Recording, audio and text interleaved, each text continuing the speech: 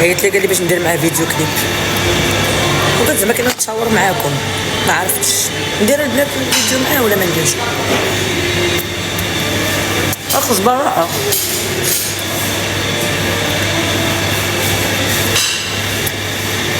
ندير معاه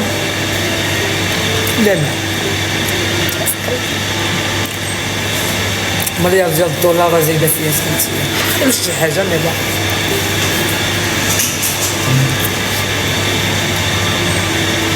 غتنضيك بيونسي، لا غنولي معاهم شي نوز اي نوز، غير هما كيبقاش تحبك شي نوز وانا نبقى عليهم شي نوز.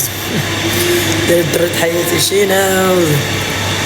نطلع بالعكس دابا عاد البازا دايفين، عاد الباز ملي نخرج دابا بيونسي خدامه كنشطح فوق ستيج شي نوز، وانا دايره الدراوزه شي نوز نضرب لهم الباز. انا كاع ما يدخلني في شي جماعه دابز معاهم طوقوا لهم حط لهم القديم والجديد كاع الاسرار.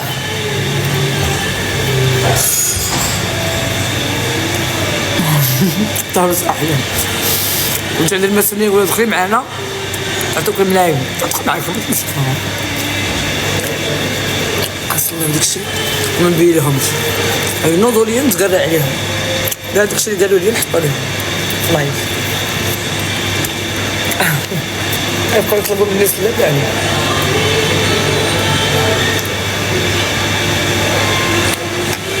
شوفوا المطعم واعر، ماكله واعر، غير نظيف.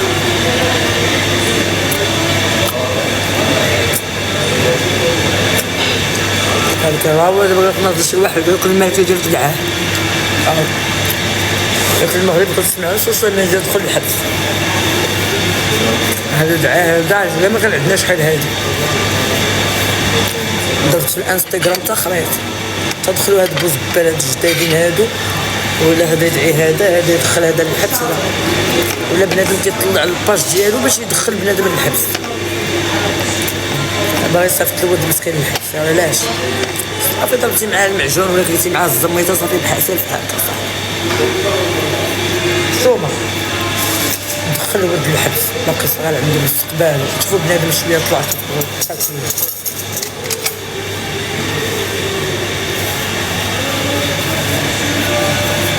سنين نعم داين كيفاش تمام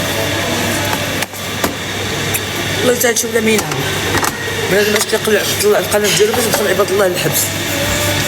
المالك قالت مع شي واحد قالت دعاه قال له واقف قدام المحكمه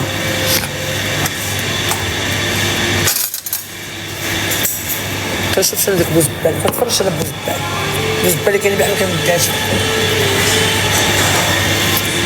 شوفوا بنادم شويه ترقع شويه غادي يهز الراس يبغيو يهرسوه بحال النهار كان غادي يمشي هو لاوروبا.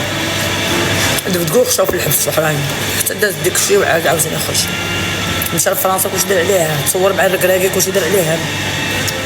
ما عرفتش تطبيق يا هي